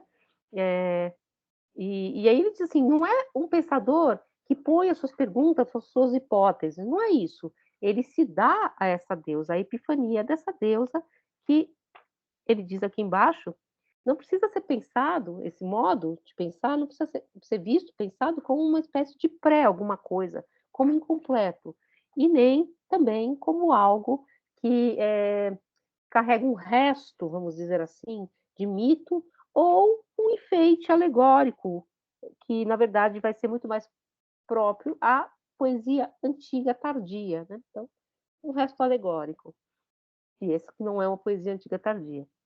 Então, é exatamente o que ele tem que pensar, que é essa interpretação da deusa como uma espécie de desvelar-se da própria verdade. É isso que está acontecendo aqui. O cara chega no carro das aurigas imortais, voando, chega na porta, a mulher abre a porta, a deusa pega na mão dele e diz: filho, vou te falar. Quando ela fala, ela é exatamente essa epifania da verdade. E ela fala o quê? Há dois caminhos a se percorrer. Aquele que é o coração da verdade, e aí o Heidegger vai fazer toda uma digressão sobre como se traduzir esse termo, né, que é o âmago inabalável da verdade bem redonda, esse âmago, o coração, o núcleo, né, como é que você traduz isso? Porque a palavra coração convoca algo para nós, e o que ela convocava para os gregos? Esse âmago, né, o âmago interno, né, então esse termo que ele fala como ele traduzido, ela fala disso, existe esse lado, e existem as aparências que precisam ser atravessadas por essa verdade. Então existem esses dois caminhos. Claro que depois o poema continua, tá? Citado por outros autores, e tem um momento que ela diz, a própria deusa, que o caminho das opiniões mortais é um caminho que você não deve percorrer, porque ele é um caminho de todo equívoco. É um caminho onde ser e não ser reputam o mesmo e não o mesmo. E onde é tudo e onde sempre é reversível o caminho. Então, onde os homens pensam com duplas cabeças, né? Você pensa uma coisa, pensa a outra e tal. Mas aqui, nesse momento do poema, ela não fala isso. Então, e ela diz depois também uma frase muito famosa desse poema, e que o mesmo é pensar e, portanto, ser. Né? Vou ler aqui acerca da natividade. Se vocês quiserem, esse aqui é legal porque ele é bilíngue. Ó. Pois o mesmo é pensar e ser. É noien e enai, né? Mesmo é pensar e ser. Então, eu não posso pensar o que não é, porque o que eu penso é. Aí, mas isso deixa para lá, porque o Heidegger não, nessa parte que a gente vai ler, não chega. Aí ele vai recapitular o que ele falou. E ele vai falar exatamente dessa questão do sobre, que é muito interessante. Ele recapitula e fala outras coisas, tá? Porque é como assim, eu recapitulando a minha aula, tá? Ele recapitula e fala um monte de outras coisas que ele não falou. Então, aquilo que eu falei, ele não falou, mas né? Ele vai falar coisas muito interessantes aqui, que ele vai falar exatamente essa questão. Existe o início, que é o começo histórico, o começo cronológico, lá onde as coisas são inauguradas, aquilo que é velho, aquilo que é antiquado, e existe Anfang. Aqui está traduzido assim, tá? Isso eu fui olhar no alemão. Início, begin, e origem, princípio e começo, Anfang. Não existe origem, princípio e começo, tá? Só existe Anfang, tá? Aqui é por causa de uma dificuldade de tradução, tá? Eu fui, inclusive, olhar, porque a palavra origem é uma palavra muito importante no contexto, né? No contexto desses anos 40, inclusive, né? Então, ele diz isso, pensar significa aqui não o curso dos atos de pensar representados psicologicamente, e sim o historiar-se no qual um pensador é. Disso a palavra, e assim funda um lugar para a verdade no interior de uma humanidade histórica. que parece isso para vocês? Nada? Nada? Não parece Hegel? O pensar não é uma coisa minha, psicológica. O pensar é o historiar do pensamento que se põe para fora no mundo e se desdobra nesse espaço, né. Tempo significa aqui, não primeiramente o ponto de tempo calculado segundo anos e dias, não é o tempo cronológico, não é o tempo do cálculo, não é o tempo moderno, e sim, antes, a época, a situação das coisas humanas e o lugar de referência do ente homem. Então é esse tempo também, nesse sentido do fofo? Você achou fofo? É o extrinsicar-se, é o extrinsicar-se do espírito. Claro, ele tem vários textos que ele comenta Hegel, né, enfim, do Rosweg, que ele comenta a introdução, que eu falei para vocês, Rosweg, que é caminho que não leva a parte alguma, é traduzido, assim, não tem tradução para o português, português fica Rosweg mesmo, português de Portugal, porque não tem tradução. Caminhos que não levam a parte alguma, em francês é a tradução, Caminhos na Floresta, e o Willy Bolle, que é um alemão brasileiro, né, ele disse que ele traduziria por veredas, que são esses caminhos no meio do mato. Eu traduziria por quiçaça, ou picada, porque é isso, é um caminho, não é um caminho reto, como um método, né, o método, que é assim, metodose, né, caminho reto, limpo, é uma picada, então eu vou abrindo picada, e a picada no meio do mato, ela depende do mato, né, como o desvelar, né, então eu desvelo, eu abro esse caminho me leva a uma clareira, mas essa clareira, ela só vem ao claro exatamente porque está no meio da floresta. São caminhos que não levam a parte alguma, porque não tenho, vou sair daqui e vou chegar aqui, vou construir um enunciado e ao fim e ao cabo desse enunciado eu tenho a verdade como certeza. Não, eu vou percorrer esses caminhos e como uma espécie de lusco-fusco desse fogo que acende e apaga na sua própria medida, tal. Isso não tem nada de transcendental no sentido Chapada dos Veadeiros. É uma tentativa de resgatar exatamente essa dimensão filosófica da ciência. E aí ele continua. O início tem a ver com o despontar e o surgimento do pensar. Por origem ou princípio, Fang, pensamos algo diverso. A origem ou princípio é o digno de ser pensado e o pensado nesse pensar primordial. Não é o pensar sobre algo. O pensar usual, seja ele científico, pré-científico ou não científico, pensa o ente, cada vez segundo suas regiões individuais, suas camadas separadas e aspectos circunscritos. Este pensar é um discorrer sobre o ente, cujo conhecer o domina e controla de modos diversos. Percebe? É, o extrinsicar-se se dá na hora do devir, mas ele não é puramente contingente, porque você tem uma espécie de lógica interna, estou falando do Hegel, tá? Um nexo interno nessa relação do que é um se torna outro, então a negação ela determina, né, aquilo que você extrinsica, põe para fora, para se tornar um terceiro, que aí é a metáfora hegeliana da árvore, né? Então, não é puramente contingente, porque de uma semente que se nega a ser árvore para ser novamente semente, essa semente, ela nega algo que já está nela, né? Ela não pode virar, ela não pode se negar como semente para ser pássaro, né? Assim, nesse sentido. Então, não é puramente contingente, percebem? Mas também não é puramente individual, é isso que o Heidegger fala, o Hegel fala, não é o indivíduo que move isso. Eu quero criar um conceito, vou criar conceitos e vou descobrir a natureza. Ou Heidegger, eu vou criar hipóteses, não tem nada a ver com isso, tá? De eu poder criar as minhas próprias hipóteses. Não, essas hipóteses, elas têm a ver com essa relação do próprio tempo, da própria physis, né?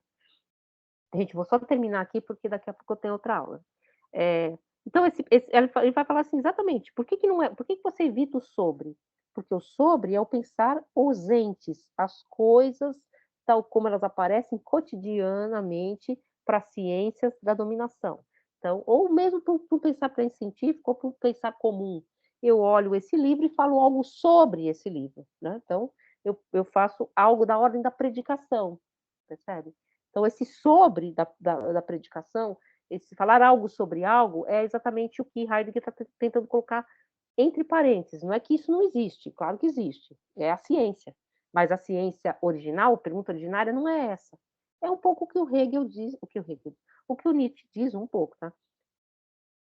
Heidegger é leitor de Nietzsche, tá. Mas é um pouco o que o Nietzsche diz na Extemporânea, quando ele diz que a cultura moderna é uma cultura sobre algo.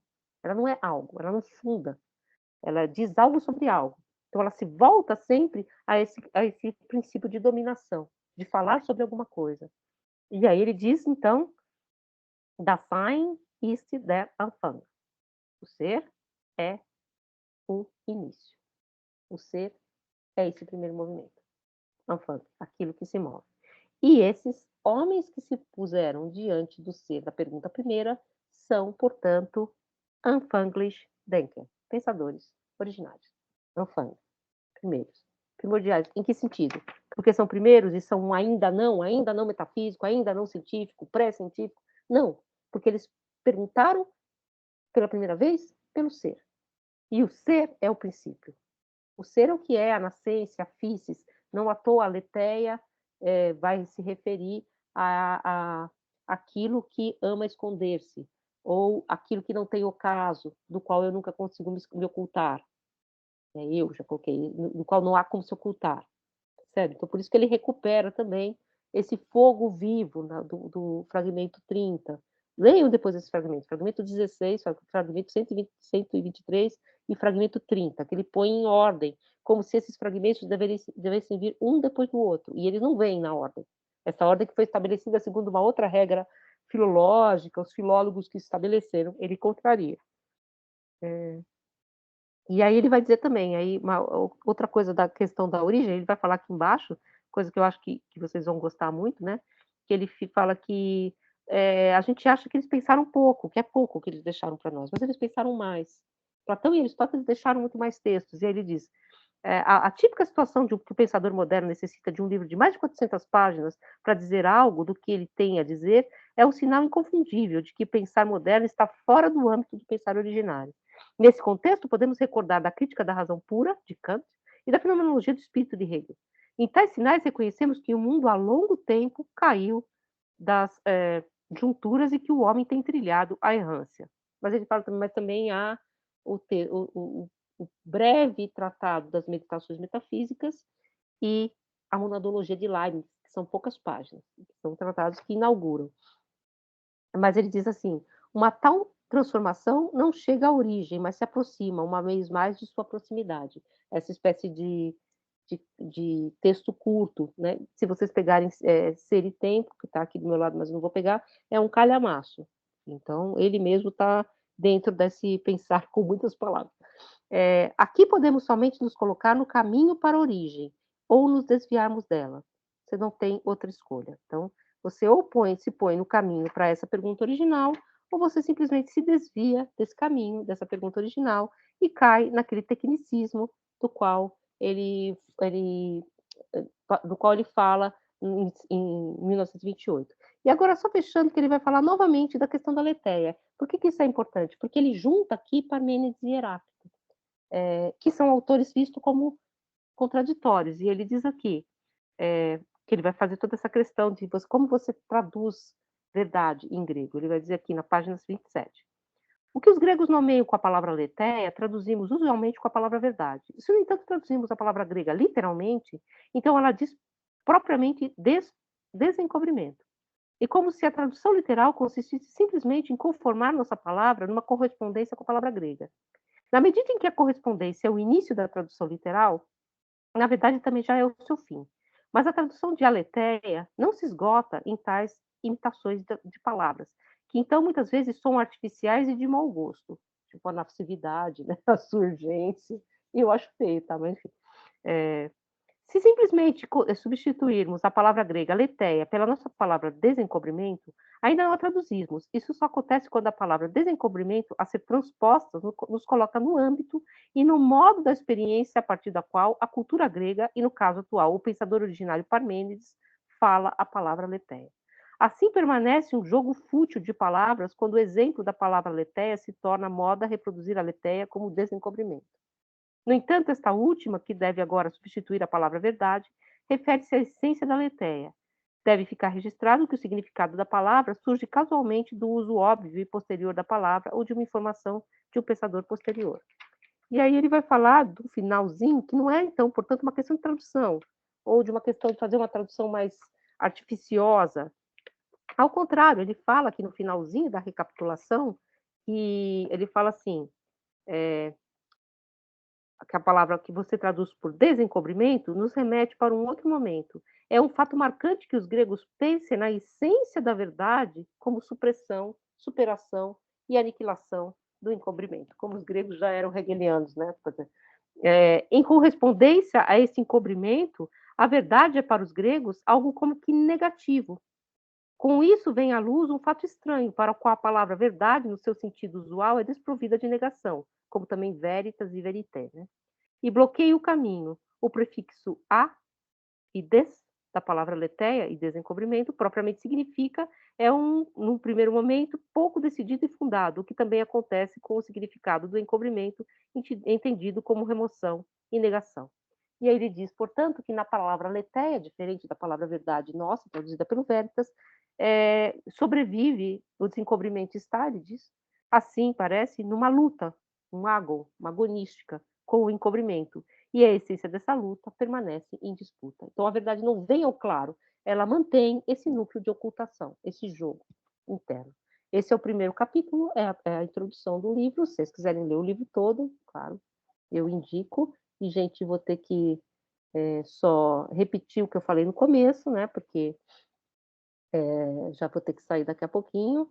Deixa eu ver se vocês não têm ninguém aqui. Ó, então, a prova fica para dia 15, agora a gente cai para os entes, né? Para a circunscrição da dominação dos entes.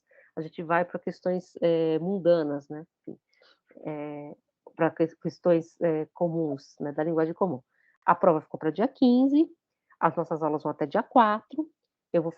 A gente vai ter mais um vídeo, que é um vídeo sobre feminismo, tá, que eu vou postar. Eu postei o vídeo da aula passada, que já fala, então nesse vídeo que eu postei, vocês podem ir lá olhar, tem o poema do Parmênides, eu comento o poema do Parmênides, tá?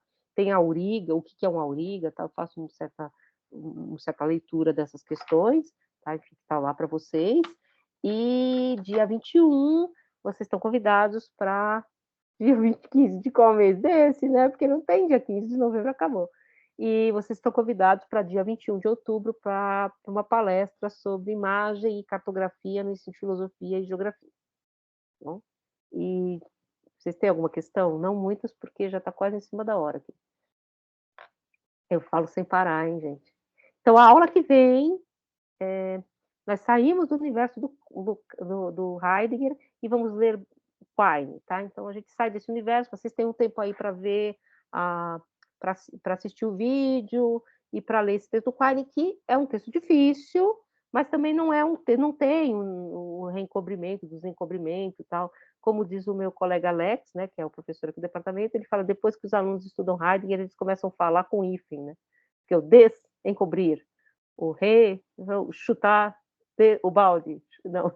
Aí vocês ficam todos assim, mas enfim, não tem essa questão do Heidegger, né, da desconstrução da palavra, mas é um texto difícil, tá? A, letéia, verdade, a nocividade. Mas eu indico, tá, assim, os pensadores originários, principalmente a tradução dos pensadores que eu acho particularmente, tá, não sou helenista, mais bonita, como poesia, tá?